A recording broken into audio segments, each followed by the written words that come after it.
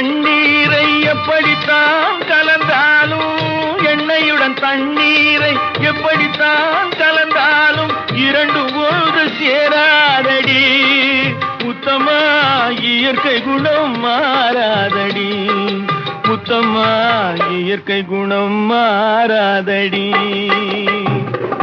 மனத்தோட்டம் போடும் என்று மாயவனார் கொடுத்த உடல் பணத்தோட்டம் போட்டதேயடி முத்தம்மா, பணத்தோட்டம் போட்டதேயடி என் முத்தம்மா, பணத்தோட்டம் போட்டதேயடி.